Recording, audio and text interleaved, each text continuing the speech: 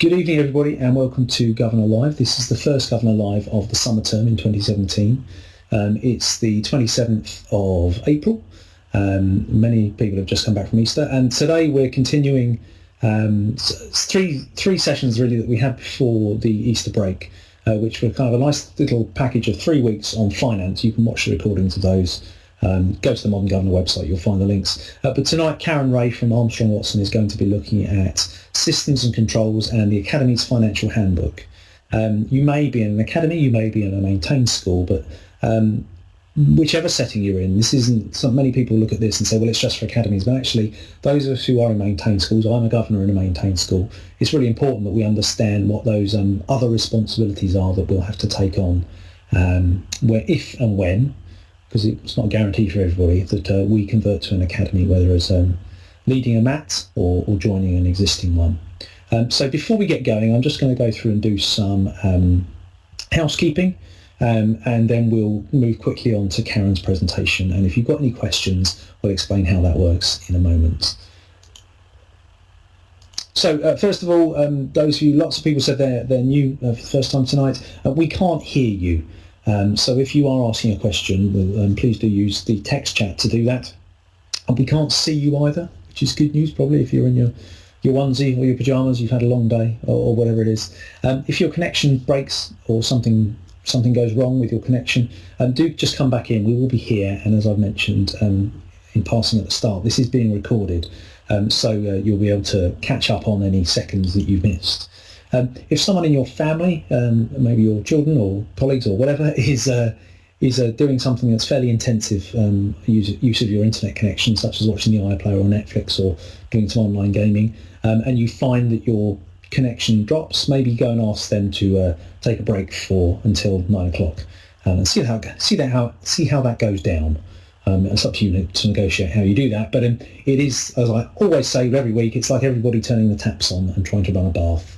If everyone's running using that same kind of flow of that capacity, then everything runs a bit slower. So do try and be the primary user of your internet connection this evening. We are recording this, and this is being recorded now, and we will make the recording available as soon as possible. Generally it goes out the next day, but circumstances can hamper that. So let's say it'll be definitely done by early next week, but you should get an email if you've attended to say where the recording is.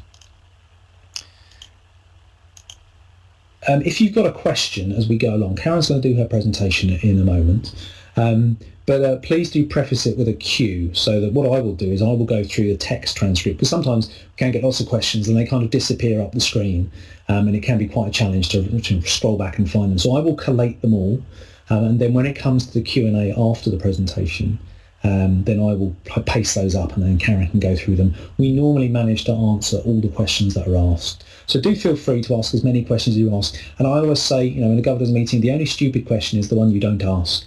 So please don't feel you have to have there's no qualification to be here. If you've got a very simple question, please do ask it, because it might be a gateway for you really to unlocking something in your role as a governor.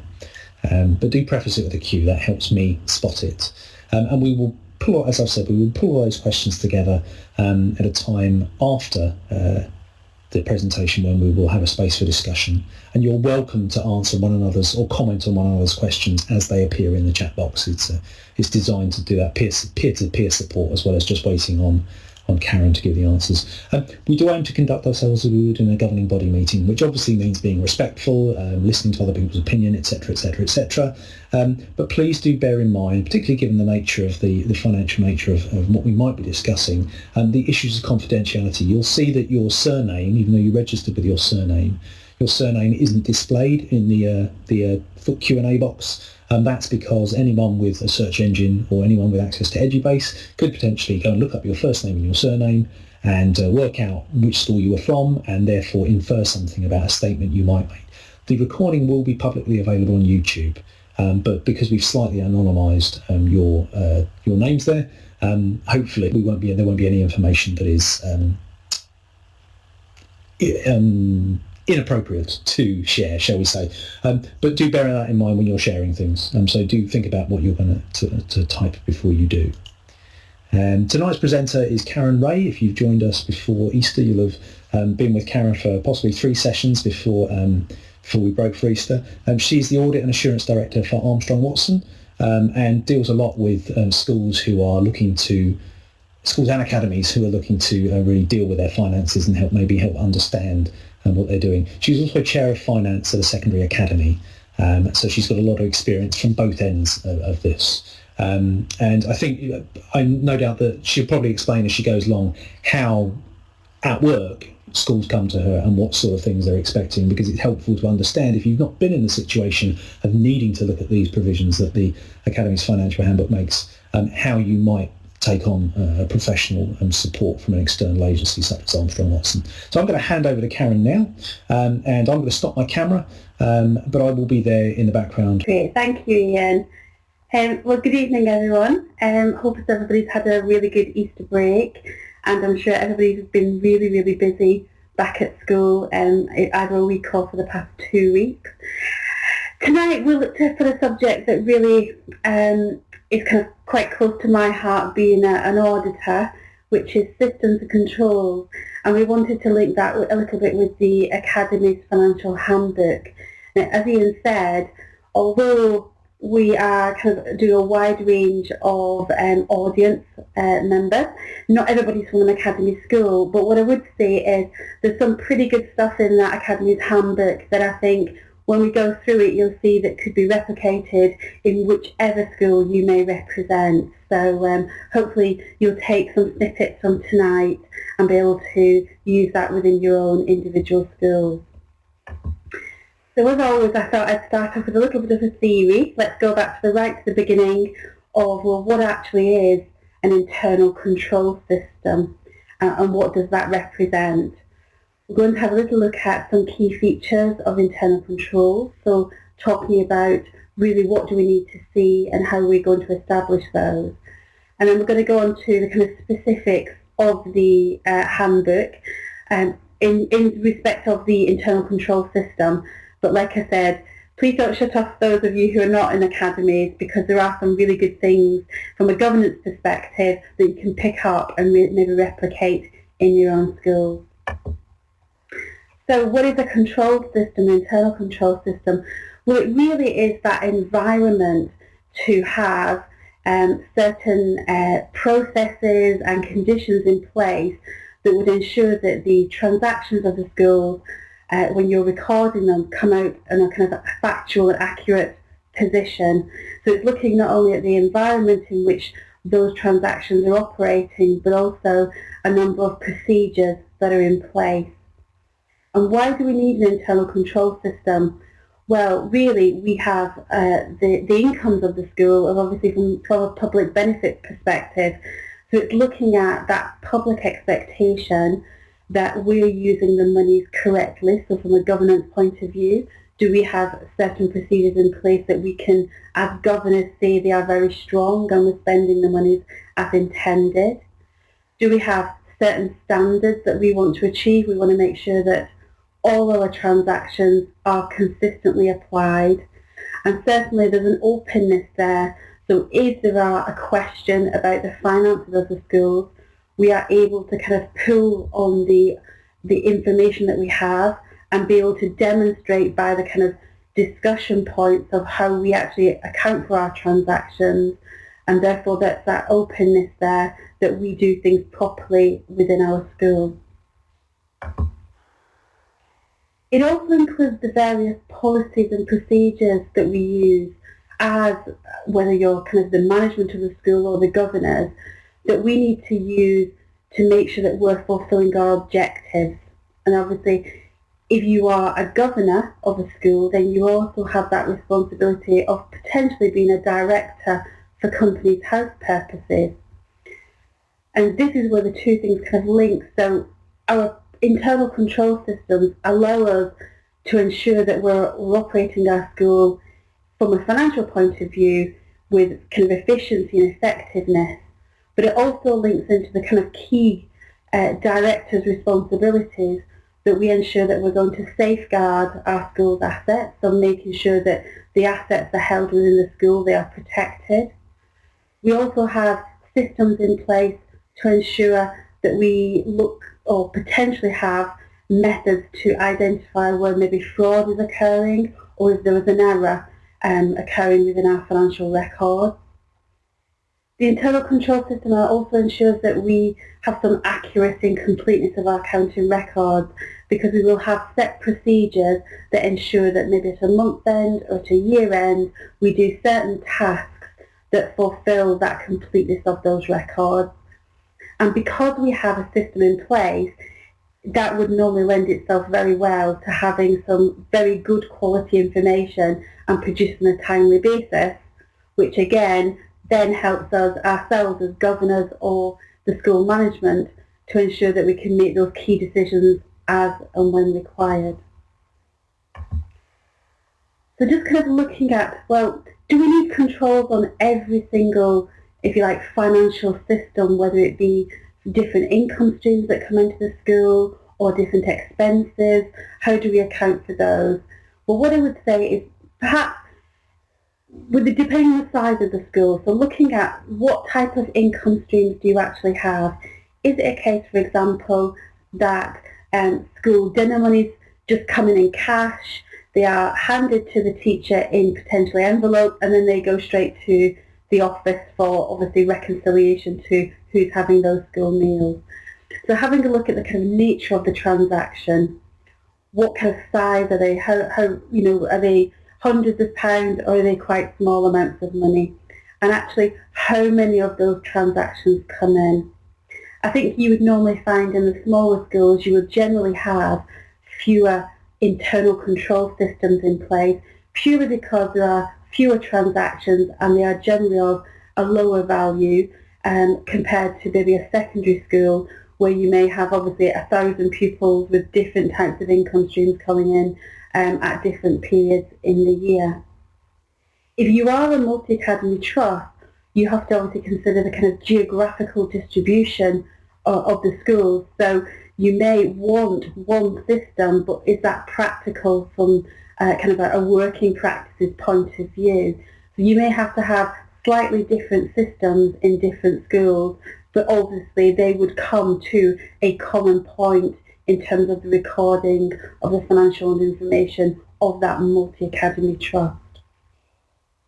We may also have some controls that are kind of completed by the management individually. So there may be certain things that wouldn't go necessarily through a process, but if you like, the school business manager may do those controls. They may have a kind of sign-off, or they may do certain reconciliations. I think a big thing with the financial side of kind of controls and internal systems is risk. And I'm certainly going to touch upon that when we actually get to the handbook section. But risk is a big area where governors really have to kind of gain an understanding of what are the influences that may affect potential errors or fraud risk within various accounting transactions. And of course, to implement an internal control system does take time and certainly staff resource to make sure that everybody is on board with the various systems that need to be implemented. So sometimes you have to weigh up the cost to benefit ratio of putting so many different controls in place, that is it feasible for a smaller school. Now looking at the kind of key controls and key features over various kind of processes within that control. Excuse me, I just got a little tickle. So we may have some more organisational controls, and these are generally when we've got schools that are very well and have defined structures of either authorisation or responsibility, then they will tend to lead themselves automatically to an organisational control point of view. So you'll have a hierarchy who cover that kind of aspect. You just excuse me, I'm just going to have a little cough again. Excuse me. We may also have some segregation of duties in that in an ideal scenario, no one person would be responsible for initiating a transaction and then recording it through your financial system and then ultimately processing that financial transaction for payment. the segregation of duties is a very difficult one to overcome within a primary school, where you may just have obviously quite a small finance team, but where possible there may be a kind of authorisation procedure taken, if you like, out with one individual person, just so that that person isn't open to any kind of potential fraud risk or error risk, really. So you're looking for maybe 2 or 3 people to be involved, just to sign off at different stages, so that one person isn't involved throughout. You may, of course, have various physical controls, and that obviously therefore safeguards the custody of the assets and the records. So the ones I'm kind of thinking about there is you would have a fixed asset register. So that lists obviously all of the individual assets that a school would hold. You can then scrutinise that register on a periodic basis to ensure that those individual assets are still held. And you may also have, if you like, a movements register as well. So with various, if you like, small items, the likes of your kind of camera equipment, etc., is getting moved from place to place. There's always a tracking method to be able to identify where those assets are at any point in time. I think that the crucial controls that we normally come across and are asked about quite a lot is in terms of the authorisations and the approval processes.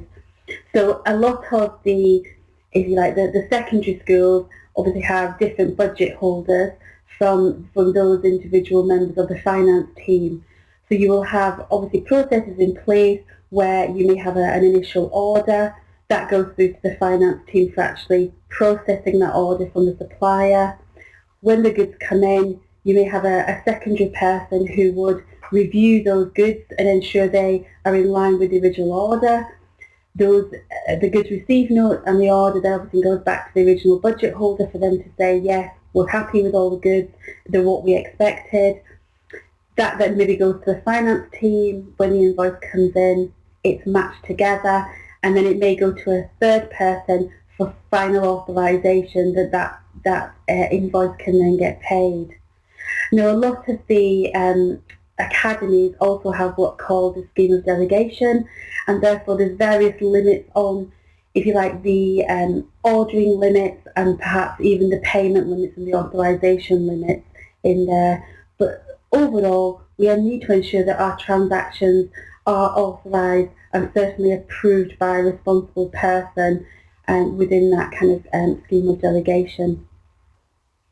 We also have various controls from a kind of an accuracy point of view, and therefore we're looking at things like control accounts. So making sure that if we have a list of debtors, so people who still owe us money at a point in time, that equals the balance that's on the trial balance in respect of those debtors. All schools should really be doing a bank reconciliation at the end of every month to ensure that the bank transactions are going through the accounting records accurately.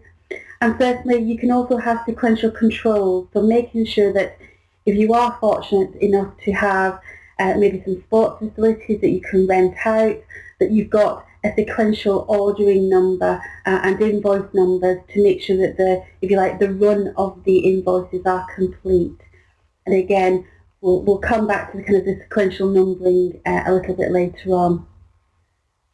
But I'm fairly sure that what is the ideal thing within any finance team is having the right personnel that are really motivated and have an understanding of the importance of these controls within any financial reporting system, because we need to make sure that they're actually reporting with integrity, that they don't just disregard if somebody's not kind of completed the procedures, they've not gone through the proper ordering system, because the ordering system is generally there for a very specific purpose. It's to ensure that we start accounting for transactions all the way through the life cycle of the transaction and whatever we need to buy.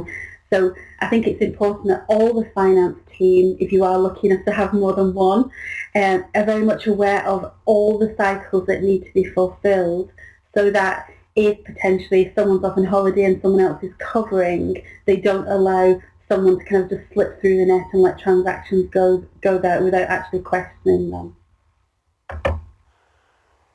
I think supervisory is one thing that I think we would normally have within our schools. So the school business manager would normally have an overviewing responsibility for the internal control system.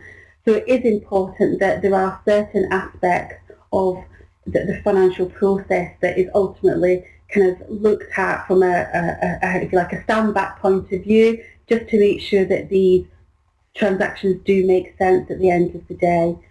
And then that kind of links into the kind of linking it up with, if you like, your finance governors, in that there will be certain controls that are done out with the normal day-to-day routine.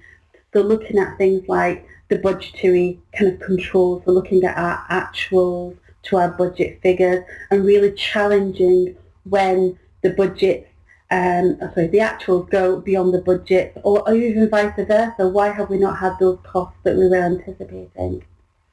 Good, strong management accounts. It is also a really good control. That means that we've got obviously timely information that we can make our key decisions with. And I know that obviously our last sessions were all about budgets and management accounts. And certainly you may also look at potentially bringing in a third party to help you with that internal audit of your systems and controls. And that's really one area that Armstrong Watson has kind of really lent itself to the schools, in that we've been part of that internal audit, looking at the individual transactions, making sure that the systems are strong and robust. And of course, as an external auditor, we also obviously comment on those during the course of our audit. So as I said earlier, the Academies Financial Handbook really does lend itself with some really good things to kind of think about from a governance point of view. So those of you who are not at an actual academy, I don't want you to kind of worry too much, because we'll go through this and hopefully you'll pick up a few hints and tips along the way. So these bullet points here are really straight out of the Financial Handbook, and they are the must that you should really look to achieve within your internal control system. So first of all is coordinating that budget and planning processes. So I think Ian's just put a little link onto the ones that we've done previously. So having those 3-year plans of where you want to take the schools, and I think hopefully some of you will remember we talked about the strategy of where the governors want to take the school should really drive rather than the budgets moving forward. So looking at the strategy, how are we going to get there? What is the budget for the year, and monitoring that against the actuals. And if you remember that what we said was that you may obviously fix a budget at the start of the academic year, but obviously if circumstances do change, having that facility to adapt the budget and amend that budget, and then obviously keep continuing with the monitoring. We may also have, I'll put this green arrow because Ian has nicely given that arrow. So looking at the disciplines in the financial management, so making sure that we are managing those banking procedures, making sure we've got a bank reconciliation at every month. Looking at the debt and the cash flow. So I think we talked about that last time, in that setting, if you like, credit terms when you do have invoices that go out to third parties, but also ensuring that you're actually chasing that money as well. You know, because the money, we want the money in your school pocket rather than anybody else's. So let's get that money in to help with our cash flow. And again, looking at that segregation of duties over the individuals who are maybe opening cash within the office and then recording that cash. So in an ideal world, you would potentially have that element segregated, just so that you've got somebody responsible for the cashing up, but the second person would check the cashing up sheet, if you like, and then record that onto the financial system. Preparing those monthly budget monitoring reports, well, that's really important. That ensures that you're on track. And obviously, as we know, with funding being cut at the moment, that is even more important to identify when we're going to hit those crisis points. And again, I think last month's sessions covered kind of what do we do if we're going towards a deficit position.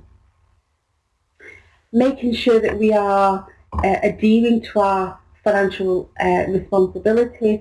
So if we do have that scheme of delegation, ensuring that those limits are adhered to and that the appropriate approvals are gained for transactions above those limits. Of course, if you are in breach of those, then really that's one thing as an external auditor we have to report on. So it's really important that those are strictly adhered to. If you are fortunate enough to obviously have some capital projects or some capital bills, then it's really important that as governors we have the ultimate responsibility for those projects, that we have an understanding of what our budget is for that, and again the monitoring of those costs against potentially architect certificates or whatever kind of repairs we're having or major refurbishments, making sure that those costs are coming in line with what we expect. I think we all agree at the moment we really don't have any spare reserves to kind of pick up the slack if any capital spend goes and above where we thought they were going to be. The overall responsibility with us is over maintaining that we're looking after the assets as intended.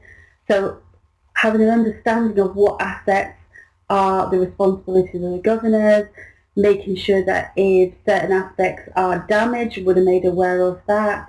I mean, certainly we don't want to be scrapping items where there is still a value there, but obviously the likes of the computer scenario, they're obsolete generally when you buy them, and they get damaged quite frequently, but it's an understanding from the governors what is the cycle of those assets, so that potentially we may have a budget that we need to put in to kind of replace those assets in the future.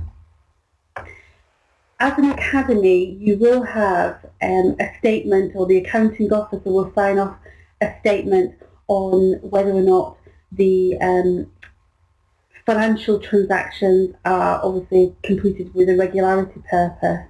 So again, making sure that we have the systems in place to be able to say that at the end of the day, and that is really the responsibility of the accounting officer.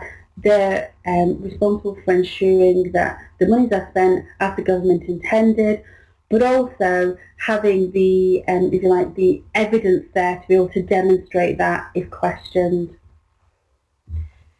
As it said, as I mentioned earlier, we've also got the risk of reducing potential fraud and error. Again, another highlight of the handbook. We didn't touch on this so far, so looking at the value for money. So again, there's a number of paragraphs within the governor's report that states that we have a number of examples that we can demonstrate where the school has sought to gain value for money, and we're kind of reporting on those facts. And finally, having that process for independent checking of the financial controls and systems along with the transactions and risks. So there's quite a lot there actually within the handbook that is not necessarily specific to academy schools, but more likely that there are certain things that a local authority school wouldn't necessarily have in place. But as times become more and more tough, then it is a good idea to have those types of things. For example, the budget monitoring and or certainly kind of an understanding of any capital projects, so that you have an understanding of kind of a strategy moving forward for the school. So in addition to the obviously specifics of internal controls, there are also just a few other things there. So it's called whistleblowing. So within the school, if a member of the finance team is not really dealing, or if you've got a budget holder that kind of keeps cutting the corners, then we need to have a facility to report that. So an understanding of who can we report these kind of cuttings of the systems out to, and then what will happen once we've reported that. What are the stages that will take place to ensure that either the systems are again reiterated, or potentially, what will be the end result. Now, sometimes that can be held perhaps within a kind of a finance manual that you may have within the school. But it is, again, a key procedure that you should have so that there is somebody ultimately taking the responsibility for identifying where practices are not completed. I think we've talked about risk quite a lot over the past kind of few sessions, but really risk and understanding the school's risk profile is quite a vital element. So looking at, say, 3 or 4 key risk areas. So we're looking at things like, well, what are the financial risks? What are the operational risks of the school? What are the strategic risks? What influences may have on our kind of where we want to take the school in the future? What about our reputational risk? Are there aspects that are occurring out with our control that may damage the school's reputation? So having an understanding of your risk profile as a school in terms of, well, potentially what are our legal obligations, what do we need to ensure, where do we want to go as a business, because if you are an academy, of course you are a separate legal entity and you have to have various business objectives, but also as a school, what does our kind of the general public expect of our school? I'm sure obviously all schools want to ensure that they have the very best reputation in the area to gain obviously more children to come to our schools. So having a look at what outside influences may affect our reputation in the future. And that then brings back to one of the kind of really key governance tools that most schools should have, which is a risk register. And I know we've talked about that in the past. It's making sure that we've identified all these risks and it is recorded in a document. We then make an assessment of whether or not it's of high or low importance to us. You know, what is the probability of something occurring? And then we put a time scale on, you know, whether or not we have to take action immediately or can we take action in 3 to 6 months' time. Now that risk register generally then links itself with our contingency and our business continuity planning. So again, the kind of 3 things might interlink in there. And then finally, in terms of internal controls, is making sure we've got actually the adequate insurance in place. I think when schools become academies, it's the one area that potentially kind of trips them up because you're not used to buying insurance, all the different types of insurance that is sometimes required.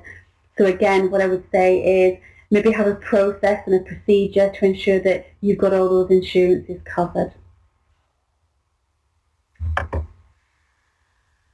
So what do we then have? Well, in terms of internal scrutiny, we are quite we do have some luxuries here, hopefully, within our schools. So we may have a separate audit committee or a separate finance committee, and they really should have the responsibility of kind of reviewing the risks on a periodic basis, but also potentially designing a program of work so that we can kind of look at our control systems and make sure that they're quite strong. We also need to ensure that we've got some kind of delivery of assurance. Now that may be that we bring an external person in to help us. Now they wouldn't be your, well they could be your external auditor, but first of all I'll talk about internal audit. Now I would say internal audit is quite a robust and a very strong procedure to have within a school.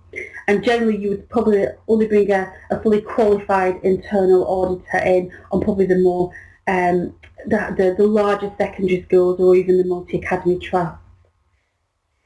You are allowed within the Academies Handbook to actually ask your external auditor to extend their programme of work as well, to do various testing for you on a periodic basis. And again, that's something that we do quite often.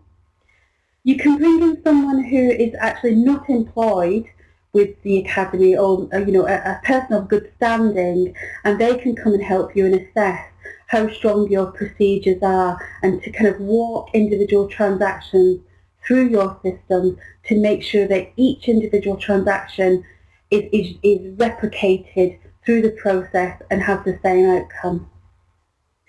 I think the crucial thing with the internal audit control system for academies is that you are required to actually document and report on that within your governance statement. So it is quite important you take an understanding and obviously have a review of that on an annual basis to be able to give that statement. And certainly there may be certain aspects that the Department of Education or the EFA may want some information about. So I know that when you convert to an academy, generally within 4 months you do a financial management and governance statement for the EFA, and again they're asking questions about internal controls there. So having that understanding of your control system will obviously allow you to give that information to them. So overall, I think what we've talked about, we've gone quite quickly tonight, I think, quicker than normal, is making sure that we've got internal controls in place. So making sure that we have systems where there's authorities, or there's reconciliations, or there's paperwork that has to be matched by somebody to make sure that what's originally been ordered is received and then ultimately paid for. As we've talked about, there has been some key features of control, so I would ask you to go and look at those again, make sure that there are those aspects within your systems, and of course there are some really good hints and tips within that Academies Financial Handbook that I think even the non-academy school can use and take some benefits from. Okay, Ian, over to you. Hey, sorry about that, Karen. Right, we'll just come back now. We've got not loads of questions tonight, which is quite interesting. Folks, if you've got questions and you want to ask them, then please do ask them now. We've only got one from Tony, actually. So maybe, Karen, if you want to go straight to Tony's question, and what I'll do, because I looked at this and was like, oh, really? Okay, hang on. I thought, let me just find something here. Well, look at Tony's question, and if you want to have a look at it, I will then post a link that... just explain the terms. Yeah. I'll put a link in there as well, just to explain the terms. I think... and offers. Yeah, that's fine. Yeah. Yeah. So I think in general, you would have a capitalisation policy within a school of, say, £500. So if I talk about new assets first, and I'll go back on old assets. So with new assets, I would generally only capitalise items on your fixed asset register once they are above that value. The ideal behind that is obviously that you are hoping to hold those assets for more than 12 months and have an estimated useful life of whatever that asset is, whether it be 3 years, 4 years, 8 years, 10 years, for example. And you would obviously gain some benefit from the usage of that. There are also assets which, when you purchase them, you would look to expend them through the profit and loss account. Now, I'm presuming, Tony, you're not an academy school, but if you were, then in general, most of the computer equipment generally gets expended because there is a grant, or part of your GAG money is towards capital and for computer equipment.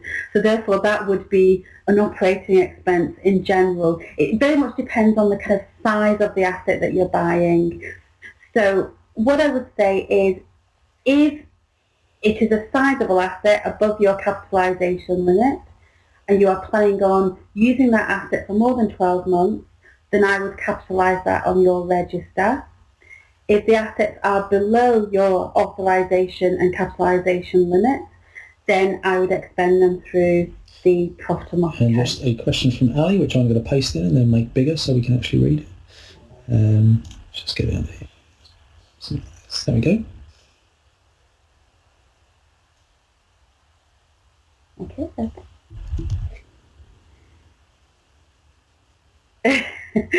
Okay. Interesting question. So, rotating CEO, based on obviously the model at the time, you've now moved to a single CEO. Does this mean you have to pay for the role? Well, I'm assuming they are an employed person, as opposed to a volunteer. So therefore, what I would say is that if they are employed, clearly you have to pay them. I've not come across the court model, I must admit, so I'm not quite sure about that one, unless you mean that you have one CEO but it's across numerous schools. then I suppose out of your top slice you would pay for that CEO out of the top slice from all the other schools.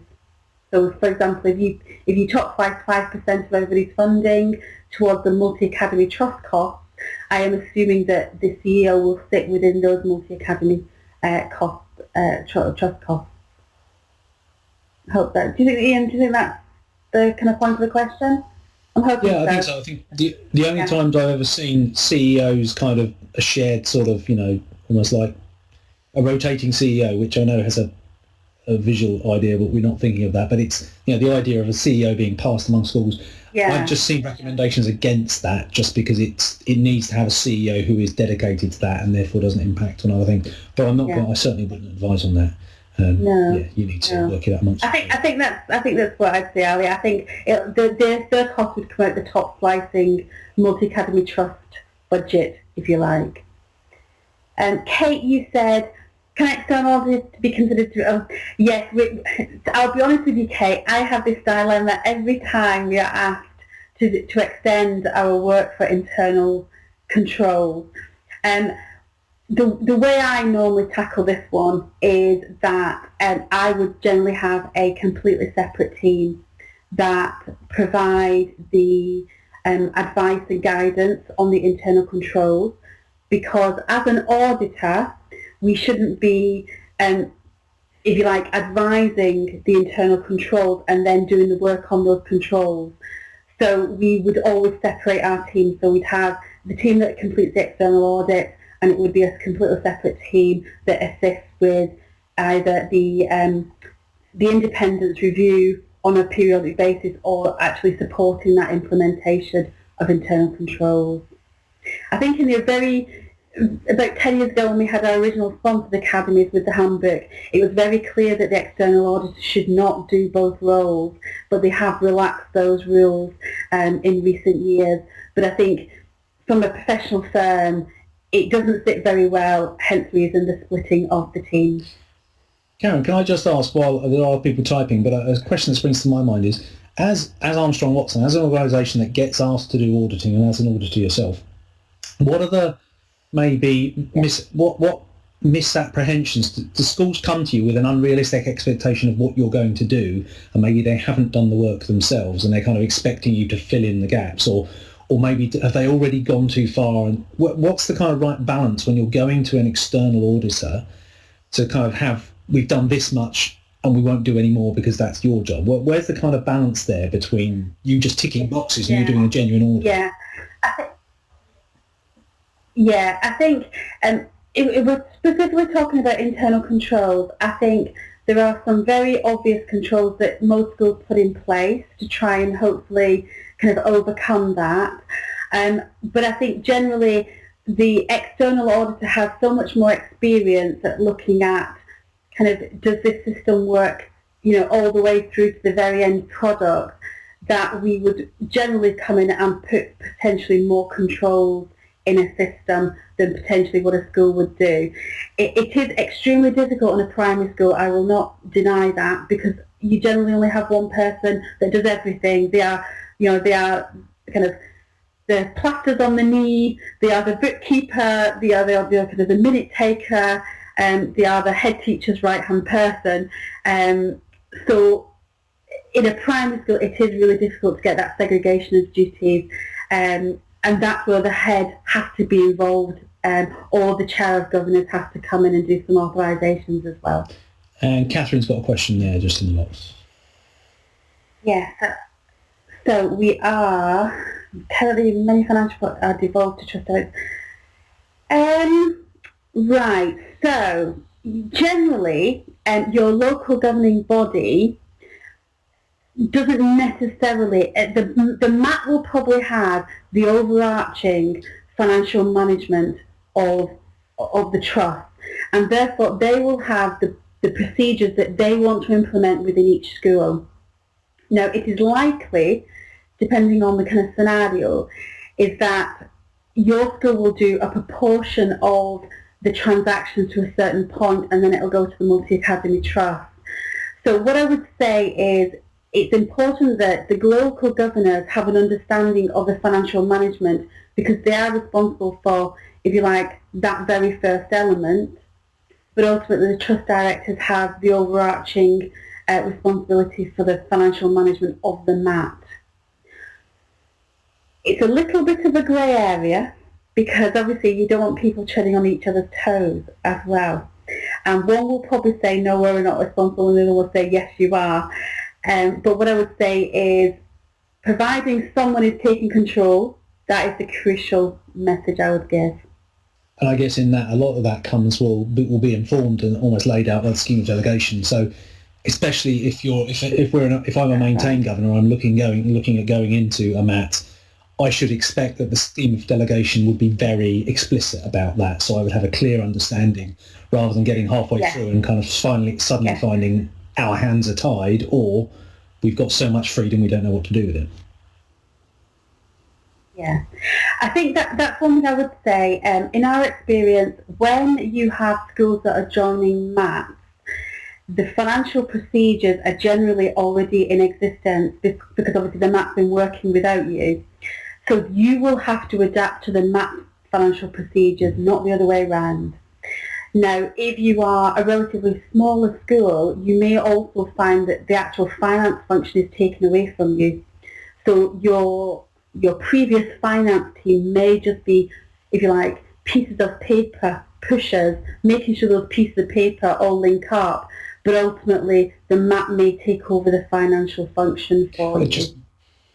So again, based on that scheme of delegation, you may not have any authorisation apart from, yes, you can order a set of books at £500, but if you want anything higher, you have to go back to the MAT to do that. Just in my own experience, I'm looking at a local kind of MAT that's interested in having other schools join it. They have an interesting view, one of which is you can have financial responsibility and keep your school business manager if you want to, or you can just push it all to the centre of the MAT. So it does give schools joining who might be struggling, not to say, oh, accounts are a mess, deal with them, although that is part of it, but it's also that we don't want that operational side of the finances to be run within our premises. We're happy to kind of sort of give that over to the centre of the MAT. Now, of course, you are then losing that amount of control because that's how the scheme of delegation works, but there is an option there. I mean, in this particular MAT, it's interesting. You can either have, like your scheme of delegation with finance or without it, and it's entirely up to you. Unless, of course, I imagine you went in and you were in a financial mess in which they would probably want to control it and give some sort of, get you back on an even keel. Yeah. I think the issue there is that from an efficiency point of view, it probably makes more sense for the MAT to do everything because, again, you can take that kind of, you can get the benefits from working with a bigger spread of, obviously, incomes, expenditures, etc. But obviously from an individual point of, a school's point of view, obviously you're potentially losing your finance team, but again, it therefore reduces costs for your school. So it's that balancing act, I think. Absolutely. So, folks, has anyone got any more questions? If you have, now's the time to start typing because I'll see that you're typing and I will hold on. But if nobody starts typing, so if you've got a question, okay, thanks, Tony. We're going to quickly go to valuation here. I've got a question for folks that are in the room, which I'll ask in a moment. So just if you're a Modern Governance subscriber, you've got these two modules, Finance for Non-Financial Managers, which really helps you explain things like capital expenditure and operational expenditure, giving an understanding of some of those terms. And then there's the actual governance-specific one, which is Financial Management for Governance, helps you understand what your role is, and also differentiates between the responsibilities within an academy and within a maintained schools. All of the modules that we've got all of the Modern Governance modules are mapped onto the competency framework, so you can go and kind of zoom in on a particular piece of the competency framework and see which modules are relevant. And then the next Governor Live, which is in about 3 weeks' time, is on the competency framework itself. And Michelle Gray from Berg, who's been presenting in previous of our Governor Live sessions, both in the autumn term and some of the spring term ones as well, is going to be looking at the competency framework and what that means for us as governors, how it maybe differs from existing frameworks. And these are all obviously quite useful, but there's a question I'd like to ask everybody actually, or who's here. If you're still in the room, I'd like you to just answer this for me if you're able to. Let's let's just go to the evaluation. But before we do, what I'm going to do is just put this one in here. So, could you answer this one that's at the front? A couple of people have asked for this, and this is a bit of work to do, but there is potential that we could issue some sort of certificate. It's not going to be this week, and it's not going to be soon, but I'd be interested if folks who might be interested in getting this or not. So if you could just quickly go in and look at this certifiable one that's just in the middle. I'll hide it in a minute when everyone's answered. Yeah, I'd be interested if everybody said no, but I will need to think about how best to do this, because it's not, if you go onto the Modern Governor courses, you get an automated certificate when you complete your module. So if you do the Financial Management for Governors one, you finish it, it'll say Karen Ray has completed the module on this date, and you'll be able to take that away and give it to your Development Governor. But we've not done it for these sessions because actually some people wouldn't see this as CPD, and others, I don't know about you, but I've learned a lot, so I would. But that's interesting. So folks would, and I'll definitely consider that and see what we can do. Maybe we might do it retrospectively in the future. But in the meantime, if you could go and just fill these in, I'd be really appreciative of these. It helps us structure our future offerings a bit better. And if you've got any comments about what went well and what didn't, then we can use those to improve our next lot as well. Karen, let me just, what I'm going to do is I'm going to paste Karen's email address into the box. Yes, please.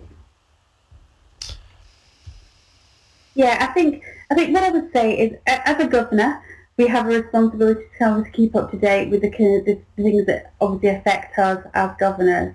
So I think, Ian, you're right. I think you should be using this as part of your CPD. Obviously, the schools should also be encouraging you to do more CPD, because at the end of the day, it's benefiting the schools. I appreciate that most of us are volunteers, and our time is probably busy as it always is. But what I would say is have a think about the slide, show it to your friends, contacts, and obviously you've got any questions, you've got my email address, and I'm always happy to kind of come back and I'll hopefully answer any queries. Yeah, this is the last session that Karen's doing for us for a while. I think she's got plenty of work on for the rest of the term, so that's why her sessions have been last term and this term. So but Karen, thank you so much for doing all of that. It's been really helpful, and I know that we've had hundreds of people watching the recordings on YouTube. So yeah, that's really helpful. And we may come back again towards the end of the term, or maybe in the autumn term, we shall see. But thanks so much. We will record this. It'll be a little under an hour, and we will publish this hopefully quite soon on the Modern Governor YouTube channel, and there'll be a review on the blog as well. So the next session is in just over 3 weeks' time, 3 weeks tonight, and that's on the competency framework. So Michelle from Berg will be presenting on that, and I'll probably have something to say as well from a kind of a CPD point of view. So yeah, if you've got any further questions, Karen's email is there, and you can always email her afterwards, and I think she's had some response from folks after previous ones, so she'll be able to do that. So I'm going to stop the recording in a second. I'm going to say formal goodbye, so thanks ever so much for watching, and we'll see you again soon.